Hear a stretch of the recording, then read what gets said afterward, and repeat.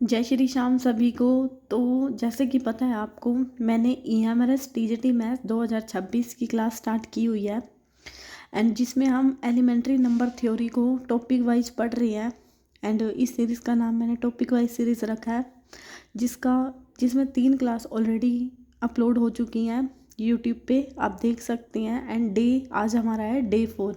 आज हमारा जो नेक्स्ट टॉपिक है हमारा है ग्रेटेस्ट इंटीजर फंक्शन। इससे पहले जितने भी टॉपिक हैं ना आपके, Peano, basis, represent theorem and the principle of mathematical induction, already video डल चुकी हैं, तो आप देख सकते हैं। एंड मेरी क्लास जो आपको है ना, ये TGT मैथ्स के लिए डेली आपको शाम को 5 बजे मिलेगी, सिर्फ संडे को छोड़ के, ठीक है। संडे की छुट्टी होती है, तो संडे को आपको मैं जितना भी कराऊँ ना, तो रिवाइज़ कर लिया करो अपना, ठीक है, ताकि जब क्वेश्चन आए तो अटेम्प्ट कर सकूँ। तो संडे को मैं इसलिए नहीं पढ़ाती क्योंकि फिर ज़्यादा कंटेंट हो जाएगा आपके लिए भी, ठीक है। तो बाकी कोई नहीं, मैं करा रही हूँ, धीरे धीरे इतने पहुँच जाएंगे हम। तो एलिमेंट्री नंबर थ्योरी है हमारे, इसमें टॉपिक है ग्रेटेस्ट इंटीजर फंक्शन। ये थोड़ा सा बड़ा है, तो टाइम ना वेस्ट करते हुए हम स्टार्ट करते हैं अपनी वीडियो। तो देखना ध्यान से, धीरे धीरे। एंड मैं पूरी कोशिश की है मैंने अच्छे से बता पाऊँ, तो अगर अच्छी लगे ना और समझ में आ जाए तो चैनल को सब्सक्राइब कर देना, पहले बता रही हूँ मैं, ठीक है। तो चलो स्टार्ट करते हैं। तो ग्रेटेस्ट इंटीजर फंक्शन में ना सबसे पहले आता है हमारा ग्रेटेस्ट इंटीजर वैल्यू। तो ग्रेटेस्ट इंटीजर वैल्यू क्या होती है, देखो, ये अब मैं एक एक लाइन तो आपको बताऊंगी नहीं, अच्छे से बताऊंगी, तो पहले ध्यान से देखो। देखो, ग्रेटेस्ट इंटीजर वैल्यू का क्या मतलब होता है कि मैंने ना, यहाँ से दिख रहा है ना साफ, हाँ, तो मैंने आपको दे दिया 1 और 2, ठीक है, ओपन इंटरवल। ओपन इंटरवल का मतलब होता है ये दोनों उसमें इंक्लूड नहीं है, इसके बीच के पॉइंट है, ठीक है। मैंने आपको बोल दिया कि इसके बीच में क्या आ जाएगा, 1.5, ठीक है। और मैंने यहाँ पे लिख दिया कि 1.5 को, इसको ग्रेटेस्ट इंटीजर को ना इस सिंबल से रिप्रेजेंट करते हैं, ठीक है। तो मैंने आपको बोल दिया कि 1.5 की ना मेरे को वैल्यू बताओ, ये ग्रेटेस्ट इंटीजर है, ठीक है। और मैंने आपको बोल दिया 1.5 की ना मेरे को वैल्यू बताओ। तो आपने क्या करना है, इसको सिंपल समझने का क्या तरीका है कि आप नंबर लाइन पे बताओ और देखो 1.5 कहाँ पे लाई कर रहा है और किन दो पॉइंटों के बीच में लाई कर रहा है, ठीक है। 1.5 से जो पहले वाला छोटा नंबर होगा ना, वो इसका आंसर होगा। तो इसका आंसर कितना होगा, 1, ठीक है। अगर यहाँ पे मैंने आपको दे दिया 1.2, ठीक है, कि इसकी बताओ वैल्यू क्या होगी ग्रेटेस्ट, तो 1.2 यहाँ 1 और 2 के बीच में लाई कर रहे हैं ना, तो इससे पहले नंबर क्या है, 1, तो इसकी ग्रेटेस्ट इंटीजर वैल्यू कितनी आएगी, 1। अगर मैंने आपको दे दिया कि 1.99 की ग्रेटेस्ट इंटीजर वैल्यू बताओ, तो भी क्या आएगी, 1, क्योंकि देख लेना कि नंबर लाइन पे ये किसके बीच में लाई कर रहे हैं, दोनों, ठीक है। उन दोनों में जो सबसे छोटा है ना पहला, तो वो आएगा इसका आंसर।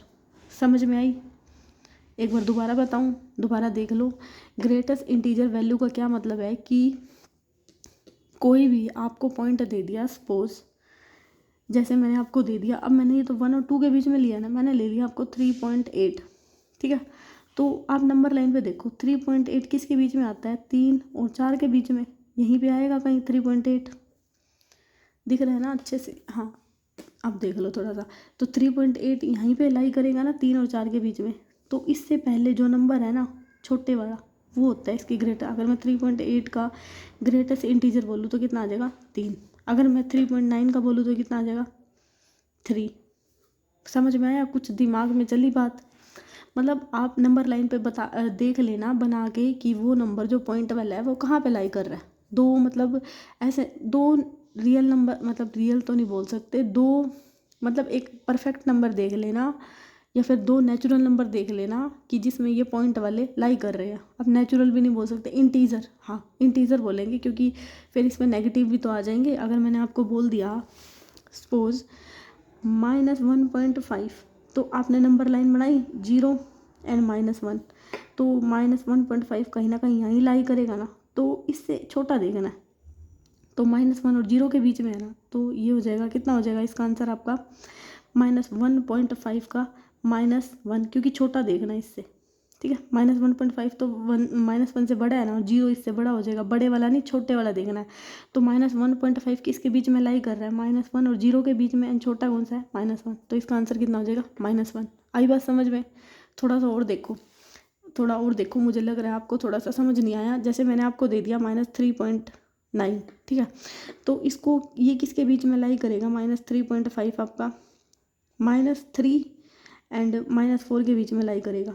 यहीं पे आएगा ना कहीं -3.9, क्योंकि 3 तो बड़ा हो जाएगा। तो इसकी वैल्यू कितनी हो जाएगी? -4। कहने का क्या मतलब है कि उससे एक वैल्यू पीछे वाली लेनी है, मतलब छोटे वाली, ठीक है। जैसे यहाँ पे आपको वैल्यू दे दी -1.98, तो ग्रेटेस्ट इंटीजर फंक्शन कितना हो गया? 1। 0.5 किसके बीच में लाई कर रहा है? 0 और 1 के बीच में। छोटा कौन सा है? 0। अब -3.9 है, तो -3 तो बड़ा होता है, क्योंकि नेगेटिव में जो ये नंबर लाइन है 0, -1, -2, -3, -4 और -8 कहीं ना कहीं यहाँ लाई कर रहा है। तो इससे पहले वाला छोटा नंबर तो यही होगा, क्योंकि ये उल्टे में बढ़ते हैं, पता है ना, नेगेटिव वाले। तो इसलिए इसका आंसर कितना हो गया? -4। लेकिन प्लस में क्या होता है? वो छोटे वाले छोटे ही होते हैं। तो अगर मैंने -1.5 आपको बोल दिया, तो इसकी वैल्यू कितनी हो जाएगी आपकी? -1.5 किसके बीच में लाई कर रहा है? -1.5 यहाँ देखो, -1 और -2 के बीच में लाई कर रहा है। तो माइनस छोटा क्या होगा? छोटा हमारा ना लेफ्ट साइड वाले जितने भी नंबर होते हैं ना, छोटे होते हैं। तो लेफ्ट साइड में क्या आ जाएगा? -2। तो इसका आंसर कितना आ जाएगा? -2।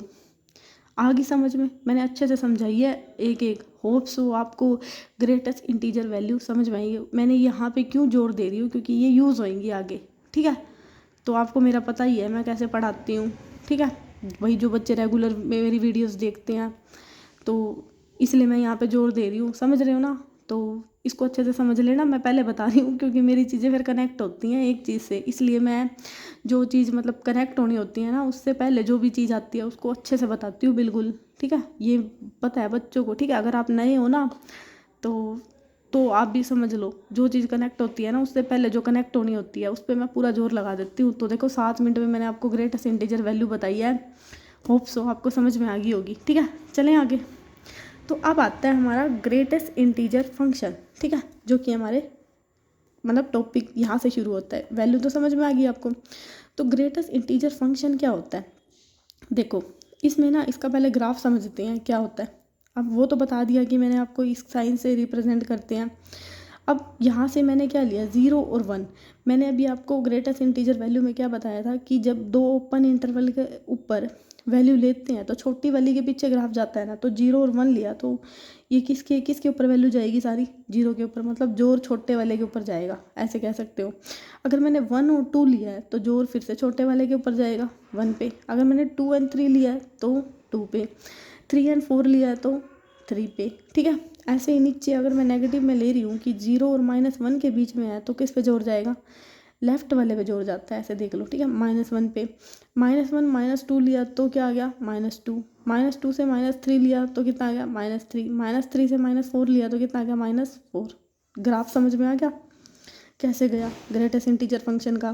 क्योंकि इससे कनेक्ट हो जाएंगी चीज़ें। अब होप सो आपको ये इससे ये समझ में आया होगा ग्राफ, कि छोटे वाले पे ऐसे करके ये मार्क क्यों कर रही हूँ मैं, क्योंकि वैल्यू यही आती है। 3 और 4 के बीच में वैल्यू क्या आएगी? हमेशा 3 आएगी। 2 और 3 के बीच में वैल्यू क्या आएगी? 2 आएगी। 1 और 2 के बीच में कितनी आएगी? 1 आएगी। 0 और 1 के बीच में कितनी आएगी? 0 आएगी। तो इसलिए ग्राफ उसकी तरफ मुँह जाएगा जिसकी वैल्यू आएगी। तो यहाँ पे इसकी डोमेन क्या आ गई? डोमेन आ गई हमारी रियल नंबर। रियल नंबर क्यों आ गई डोमेन? देखो, बढ़िया से बताती हूँ मैं ये डोमेन आई कैसे। जैसे मैंने ना अभी 3 और 4 लिया था, ठीक है।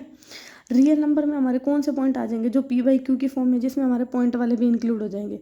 तो मैंने 3 और 4 में आपको एक पॉइंट दे दिया, 3.8 दिया, और मैंने बोल दिया इसकी ग्रेटेस्ट इंटीजर वैल्यू बताओ। तो आपने झट से कह दी कि उसकी वैल्यू कितनी है? 3। वैल्यू कितनी आ गई? 3। तो यहाँ पे 3 और 4 में 3.8 था क्या? एक्स एक्सिस पे था। और जो रेंज हमारी निकलती है वो किस पे निकलती है? वाई एक्सिस पे। तो मतलब मैं रेंज और डोमेन की बात करूँ तो y = f(x) होता है। कहने का क्या मतलब कि f(x) पे जो भी वैल्यू आएगी ना, वो क्या निकलेगी? रेंज। अब जैसे मैंने 3 और 4 के बीच में आपको रेंज बोला, ये क्या है? X axis. मैंने बोला कि इसकी डोमेन बताओ, आपने मैंने इसकी डोमेन आपको दे दी, 3 और 4 के बीच में कोई वैल्यू आनी चाहिए, तो मैंने 3.8 दे दी। 3.8 है क्या, एक रियल नंबर ही तो है जो मैंने इनके पॉइंटों में से उठाया। लेकिन जब मैंने उसकी रेंज निकाली 3.8 की, किसमें, ग्रेटेस्ट इंटीजर फंक्शन बना लो इसको इसमें, तो ये हमारा क्या आ रहा है, एक इंटीजर आ रहा है। इंटीजर कहने का क्या मतलब है कि इंटीजर वो होते हैं जिसमें हमारे पॉजिटिव और नेगेटिव वाले दोनों इंक्लूड होते हैं। समझ रहे हो ना, इंटीजर क्या होता है जिसमें हमारे पॉजिटिव एंड नेगेटिव वाले इंक्लूड होते हैं। तो यहाँ पे मैंने यहाँ पे तो मैंने रख दिया -3.8। 3.8 रखने के बाद ग्रेटेस्ट इंटीजर में उसकी वैल्यू कितनी आ गई, 3, तो वो क्या आ गया, एक इंटीजर। तो यहाँ से समझ में आया, एक्स एक्सिस पे क्या होती है डोमेन हमारी, रियल नंबर, कुछ भी पॉइंट ले सकते हैं। लेकिन वाई एक्सिस पे जो रेंज आएगी वो क्या आएगी, एक इंटीजर। इतनी बात हुई क्लियर, होप सो समझ में आया होगा। देखते हैं एक ही वीडियो में कंप्लीट होता है या फिर 2 बनानी पड़ती है, क्योंकि मैं ढंग से पढ़ाऊँगी। ठीक है, मेरे को जल्दी नहीं भागना। आप मेरे को कमेंट करके बता देना समझ में आई इतनी वैल्यू। चलें आगे। नेक्स्ट आता है हमारा मोनोटोनिसिटी। भाई प्रोनाउंसिएशन पे मत जाना, पता है आपको तो क्या बार बार बोलना, मोनोटोनिसिटी। हाँ, मोनोटोनिसिटी। देखो मोनोटोनिसिटी क्या होता है, इसमें ना हमारी 3 चीज़ें आती हैं, 3 नहीं 4 चीज़ें आती हैं। एक आता है हमारा स्ट्रिक्टली इंक्रीजिंग, एक हमारा स्ट्रिक्टली डिक्रीजिंग, एक इंक्रीजिंग एंड एक डिक्रीजिंग। अब स्ट्रिक्टली इंक्रीजिंग क्या होता है, स्ट्रिक्टली इंक्रीजिंग का मतलब होता है कि कोई भी ग्राफ कंटिन्यूसली इंक्रीज होता जा रहा है, बढ़ता जा रहा है। ठीक है, उसकी वैल्यू हमेशा बढ़ती जा रही है, पहले 0 1 2 3 4 अप टू इन्फिनिटी, ऐसे करके बोल सकते हो। ठीक है, और स्ट्रिक्टली डिक्रीजिंग क्या होती है कि उसकी वैल्यू ना कंटिन्यूसली डिक्रीज हो रही है, मतलब कहीं भी सेम नहीं जा रहा वो ग्राफ, ना कहीं टूट रहा है, बस घटता जा रहा है, घटता जा रहा है। तो ये होता है स्ट्रिक्टली डिक्रीजिंग। इतनी बात आई समझ में। अब इंक्रीजिंग क्या होता है, इंक्रीजिंग का मतलब है कि वो ग्राफ बढ़ तो रहा है, ठीक है, लेकिन अब इंक्रीजिंग ग्राफ क्या होता है, इंक्रीजिंग ग्राफ में क्या होता है कि आपका ग्राफ इंक्रीज तो हो रहा है, लेकिन किसी पॉइंट पे हमारा सेम भी जा सकता है, मतलब वो एकदम से इंक्रीज ना होके, मतलब धीरे धीरे लेकिन वो बढ़ रहा है। ठीक है, इसी तरह हमारा डिक्रीजिंग हो जाता है कि उस पर वैल्यू हमारी सेम आ सकती है, लेकिन इसमें क्या होता है स्ट्रिक्टली में कि मैंने कह दिया स्टिक, ऐसे करके याद करो इसको, आप बोलो कभी नहीं बोलोगे कि डोंट, मतलब जैसे मैडम कहती है ना स्ट्रिक्टली, मतलब बच्चा डर जाता है एकदम से। तो यूँ ही सोचो कि एकदम से वैल्यू बढ़ गई स्ट्रिक्टली, ठीक है, एकदम से, और एकदम से घट गई। लेकिन मैंने कह दिया इंक्रीजिंग, तो धीरे धीरे यार, धीरे धीरे भी बढ़ सकता है, वो सेम भी चल सकता है, वो फिर धीरे धीरे बढ़ेगा। जैसे आप लगा लो, अब आप तैयारी कर रहे हो भाई, आप डेली पढ़ोगे तो आप, हाँ भाई डेली पढ़ रहे हैं, थोड़ा थोड़ा इंक्रीज़ कर रहे हैं, कभी कभी हम सेम भी रहते हैं, लेकिन अगर आप कंटिन्यूस हो ना डेली, धीरे धीरे भाई एक पॉइंट पे आप सेम भी हो जाते हो, मतलब नॉर्मल भी हो जाता है बंदा। तो हम इसको उस चीज़ से कनेक्ट कर सकते हैं, तो इसको बोलते हैं इंक्रीजिंग ग्राफ। समझ में आ गया। अब जो हमारा क्या कहते हैं ग्रेटेस्ट इंटीजर फंक्शन है, वो ना तो हमारा स्ट्रिक्टली इंक्रीजिंग होता है, ना ही हमारा डिक्रीजिंग होता है, वो हमारा होता है इंक्रीजिंग। क्यों होता है, क्योंकि मैंने आपको दे दिया 3.8 की वैल्यू बताओ, तो आपने झट से कह दिया 3, मैंने कह दिया 3.5 की वैल्यू बताओ, फिर आपने कह दिया 3। कहने का क्या मतलब है कि कई पॉइंट पे इनकी वैल्यू क्या आ रही है, सेम भी आ रही है, तो ये क्या है इंक्रीजिंग ग्राफ। आई बात, आई मतलब समझ में आई बात। अब आता है हमारा आगे पीरियोडिसिटी। पीरियोडिसिटी का मतलब क्या होता है, पीरियोडिसिटी का मतलब होता है कि जिसमें एक स्टेप के बाद रिपीटेशन होने लग जाती है। क्या बोल रही हूँ मैं, एक स्टेप के बाद वो चीज़ रिपीट होने लग जाती है। जैसे साइन एक्स का ग्राफ होता है, साइन एक्स का ग्राफ 0 से ऊपर नीचे, मतलब कहने का क्या मतलब है कि पहले तो ऊपर गया, फिर नीचे आया, फिर ऊपर गया, फिर नहीं, मतलब इसमें रिपीटेशन हो रही है। लेकिन यहाँ देखो ग्रेटेस्ट इंटीजर में कहाँ कुछ ऐसा बन रहा है, कुछ हो रहा है पीरियोडिक, एक पीरियोडिक के बाद चीज़ें रिपीट हो रही है। मतलब जैसे ये 1 से 2 के बीच में था, क्या आगे भी 1 से 2 के बीच में आया, भाई नहीं आया।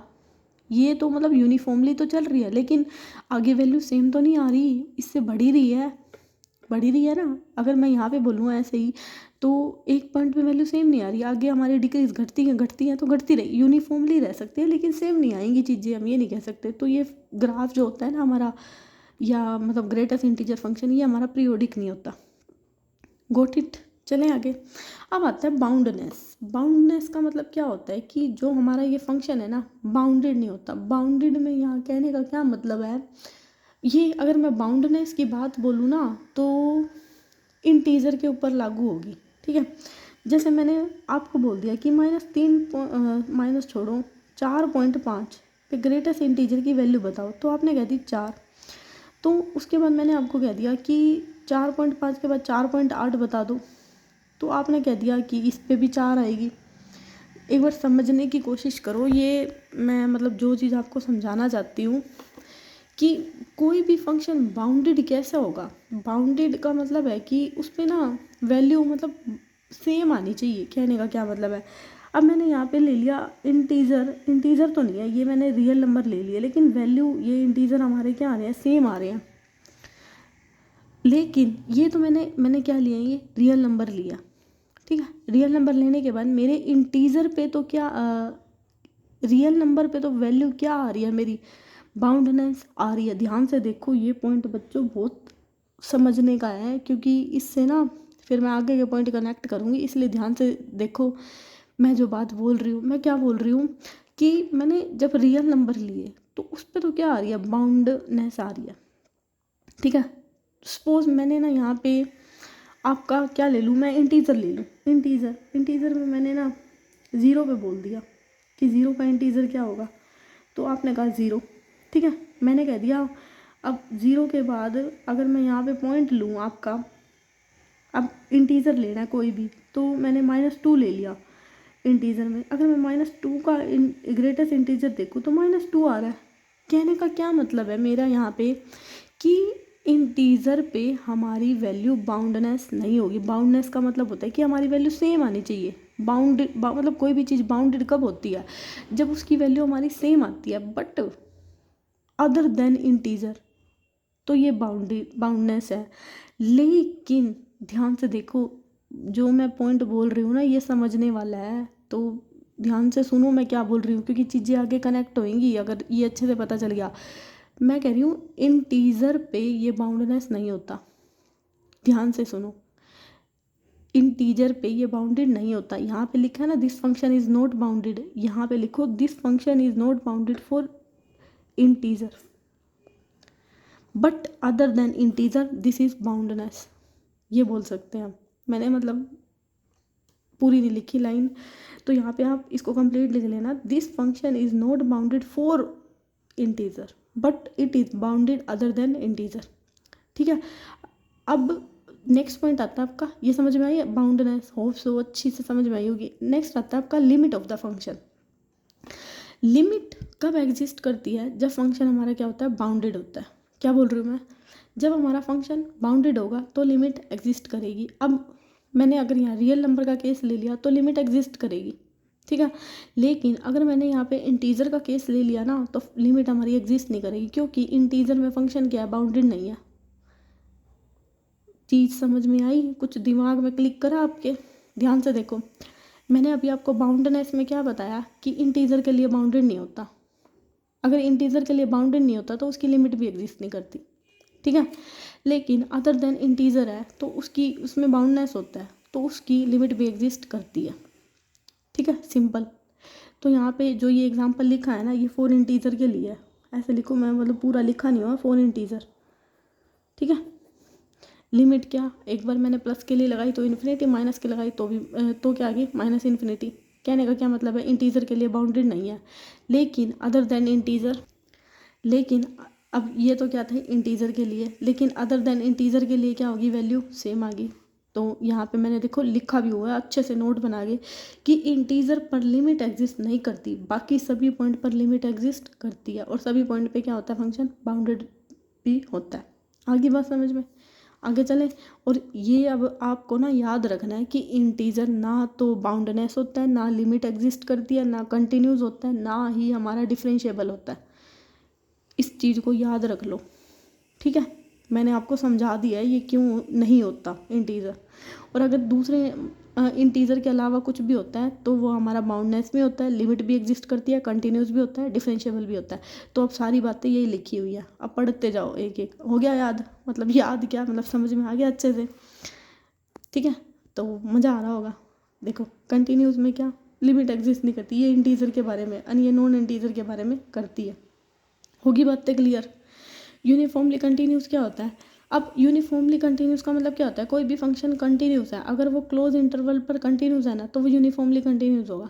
तो इसमें कहने का क्या मतलब है, अब जैसे मैंने ना यहाँ पे कांटा लगाया हुआ है कि ये नहीं होता, ये क्यों नहीं होता, जैसे 0 और 2 है, ये यूनिफॉर्मली कंटिन्यूस क्यों नहीं है।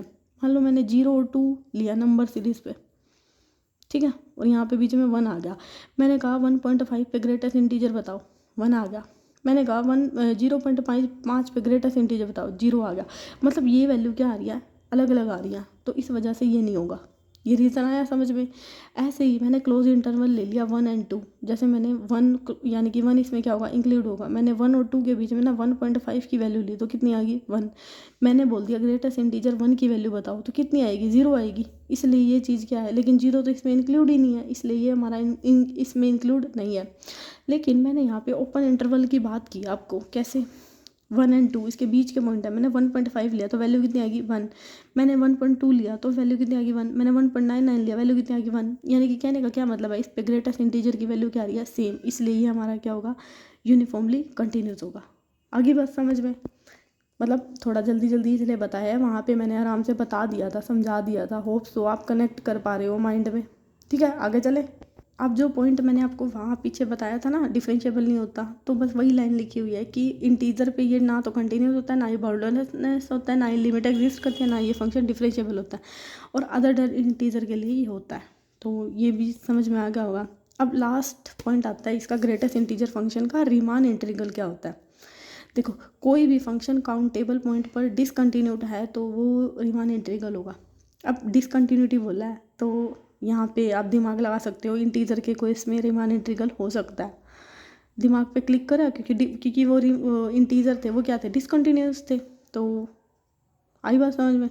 तो मैंने यहाँ पे बस यही ले लिया 0 से 2। अभी पीछे कटवाया था ना, वो डिफरेंशिएबल नहीं है 0 से 2 पे, मतलब यूनिफॉर्मली कंटिन्यूस भी नहीं था।